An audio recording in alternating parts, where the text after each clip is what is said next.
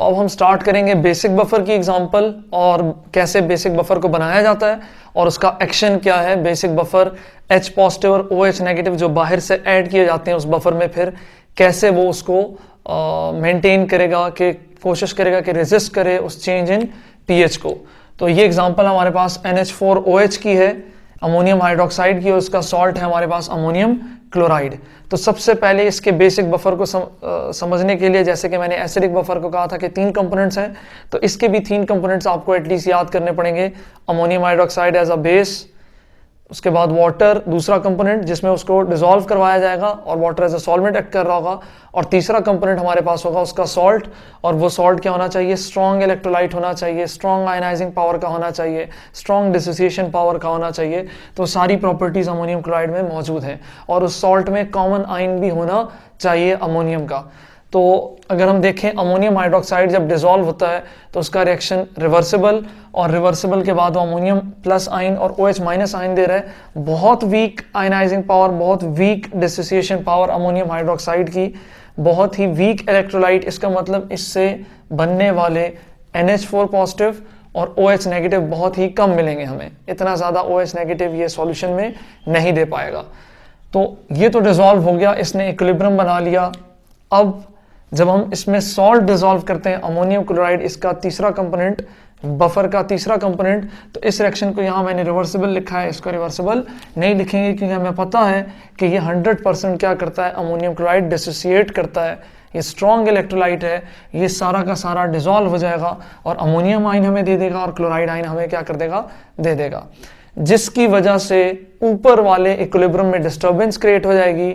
और क्यों क्रिएट होगी? क्योंकि कॉमन आयन आना शुरू हो जाएगा, और कॉमन आयन हमारे पास क्या है, इस केस में अमोनियम आयन है। तो कॉमन आयन के इफेक्ट की वजह से ऊपर वाला जो अकेला इक्विलिब्रियम था बेस का, वो बिल्कुल स्टेबल कंडीशन में था। अब उसके प्रोडक्ट, मतलब जो आपने इसको ऐड किया, तो उस पूरे रिएक्शन में जो चीज़ थी सिर्फ अमोनियम आयन ही इस रिएक्शन में उसका हिस्सा है, वरना क्लोराइड आयन ऊपर मौजूद नहीं है, अमोनियम क्लोराइड ऊपर मौजूद नहीं है। तो ना अमोनियम क्लोराइड ऊपर वाले को डिस्टर्ब करेगा, ना ही क्लोरीन डिस्टर्ब कर सकता है उस मिक्सचर में, क्योंकि ये हमारे पास क्लोरीन नेगेटिव क्या होगा, स्पेक्टेटर आयन होगा। जो चीज़ इसे डिस्टर्ब करेगी ऊपर वाले इक्विलिब्रियम को, वो ये कॉमन आयन है जो NH4 पॉजिटिव है, जो इस सॉल्ट से आया है यहाँ पर। अब ये जो NH4 पॉजिटिव ऊपर वाले को डिस्टर्ब करेगी, तो ली शार्टलर प्रिंसिपल कहता है कि अगर आप प्रोडक्ट में कोई चीज ऐड करते हैं तो इक्विलिब्रियम डिस्टर्ब होता है, और इक्विलिब्रियम प्रोडक्ट से किसकी तरफ आने लग जाता है, रिएक्टेंट की तरफ, यानी लेफ्ट की तरफ शिफ्ट होने लग जाता है। तो ये रिएक्शन लेफ्ट की तरफ शिफ्ट हो जाएगा। इसकी पहले भी डिसोसिएशन की पावर अमोनियम हाइड्रोक्साइड की, यानी बेस की पहले भी डिसोसिएशन की पावर या आयनाइजेशन की पावर बहुत वीक थी। पहले भी इसने कोई NH4 पॉजिटिव या OH नेगेटिव इतने ज़्यादा नहीं दिए हुए थे। अब ये और कम कर देगा, यानी NH4 पॉजिटिव OH नेगेटिव के साथ मिलकर NH4OH बना लेगा। और फिर वही कंफ्यूजन बच्चों में आएगी कि NH4 पॉजिटिव Cl नेगेटिव के साथ मिलकर NH4Cl क्यों नहीं बनाता।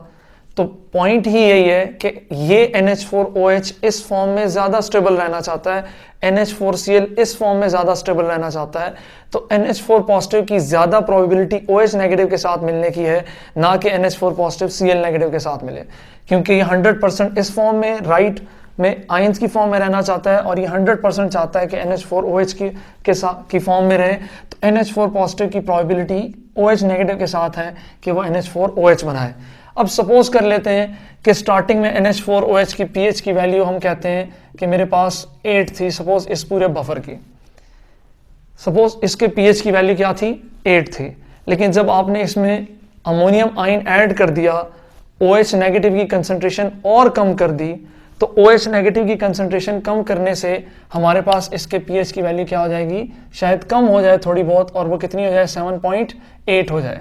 क्योंकि उस वक्त जब pH की वैल्यू 8 थी, तो POH की वैल्यू हमारे पास कितनी होगी, POH की वैल्यू उस वक्त हमारे पास 6 होगी।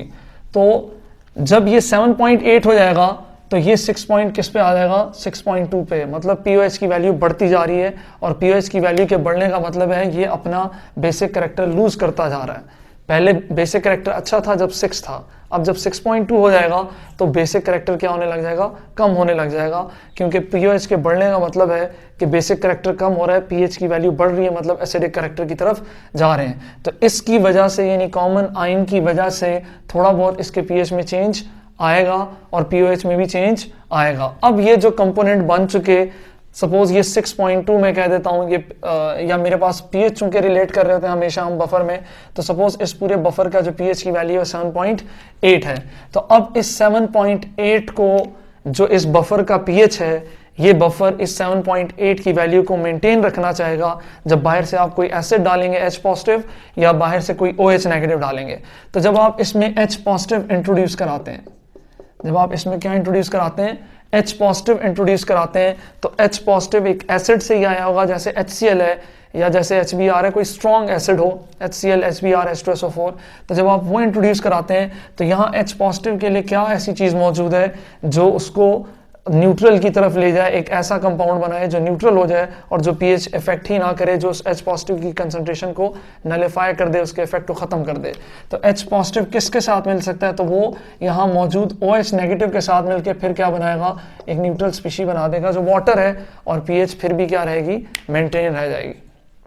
तो ये हमारे पास H पॉजिटिव की कंसंट्रेशन को नलिफाई करने का क्राइटेरिया था।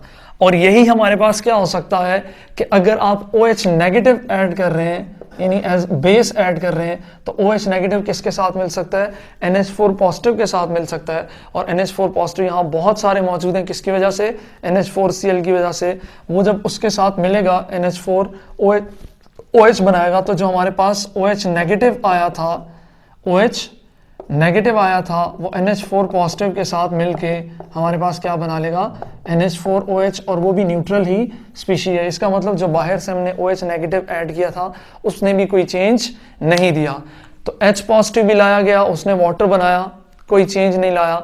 इसी तरह OH नेगेटिव लाए, उसने भी न्यूट्रल स्पीशी बनाई, कोई चेंज नहीं आया। तो ओवरऑल बफर ने उसकी एब्जॉर्प्शन कर दी, वो जो पूरा रिजर्वायर था बफर का, उसमें जो एसिड ऐड किए गए थे या बेस ऐड किया गया था, उसके इफेक्ट को ख़त्म करने के लिए बफर के पास कंटेंट मौजूद है। और सबसे मेन चीज़ है इसका ये इक्विलिब्रियम, जो इसे फॉरवर्ड या बैकवर्ड शिफ्ट करवा सकता है, क्योंकि वीक कंपोनेंट होता है, वो फॉरवर्ड भी जा सकता है और बैकवर्ड भी जा सकता है। तो इसकी वजह से ये इस इफेक्ट को क्या कर रहा होता है, कैंसिल आउट कर रहा होता है, H पॉजिटिव और OH नेगेटिव की कंसंट्रेशन को नलिफाई कर रहा होता है। मैंने एक एग्जांपल न्यूमेरिकल के तौर पे यहाँ लिखा है कि कैसे हम बफर में पीएच फाइंड आउट करते हैं अगर वो बेसिक बफर है, क्योंकि बेसिक बफर की तो हम क्या फाइंड करते हैं, पीओएच फॉर्मूले के थ्रू फाइंड करते हैं, हेंडरसन हेजलबार्ग इक्वेशन के थ्रू।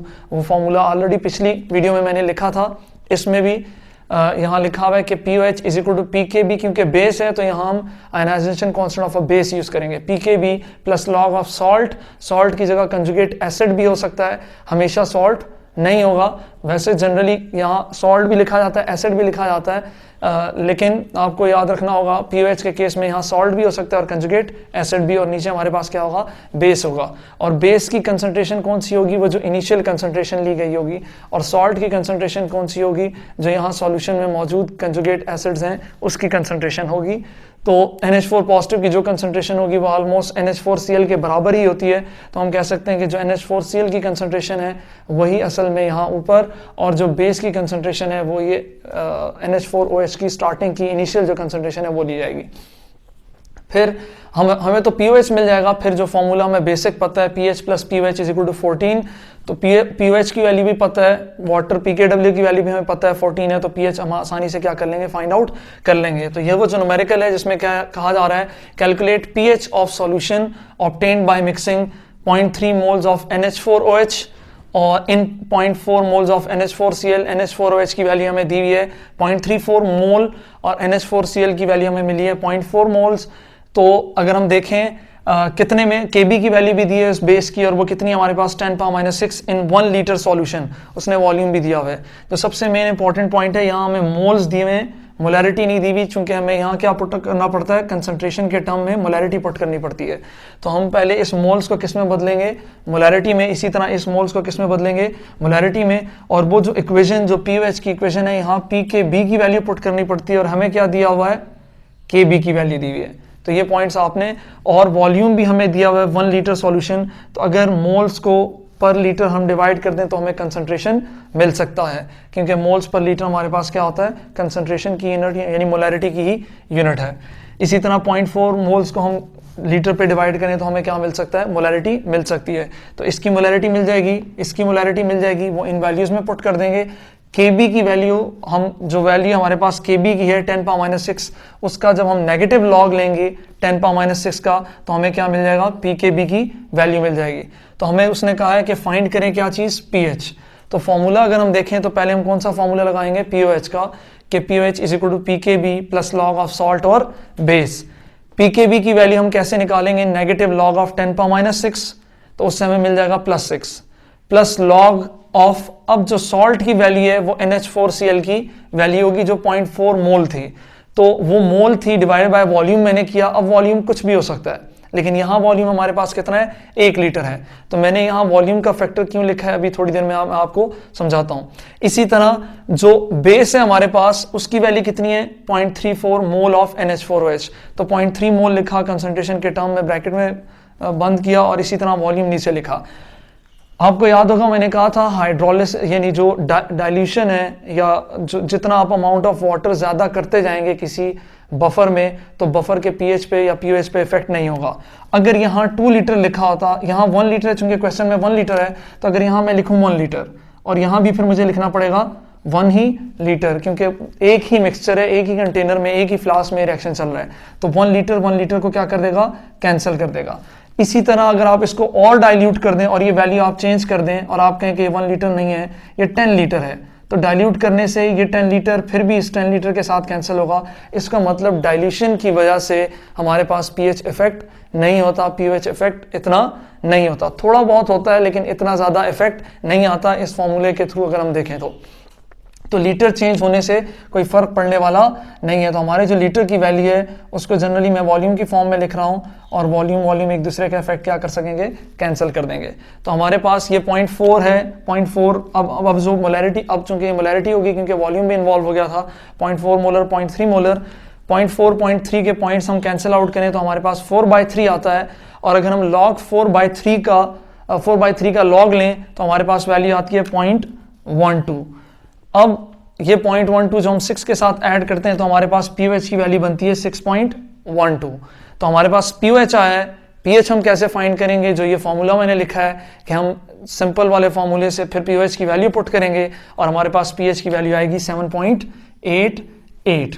तो हमारे पास अब लास्ट में जो आंसर आया कि हमने बफर का pH फाइंड करना था, तो इस बफर के pH की वैल्यू हमारे पास क्या होगी, 7.88। और अगर इस बफर में अब कोई चीज़ ऐड की जाती है, सपोज H पॉजिटिव ऐड कर दिया जाता है, तो वो एडिशन की वैल्यू हम क्या करेंगे, हम फिर यहाँ इसके साथ डील करेंगे जो हम नेक्स्ट न्यूमेरिकल में सॉल्व करेंगे कि कैसे वो ये जो बफर है ये इक्विलिब्रियम कैसे उसने आने वाले H पॉजिटिव और OH नेगेटिव के वैल्यू के साथ न्यूमेरिकली डील कर रहा होता है। बहुत शुक्रिया।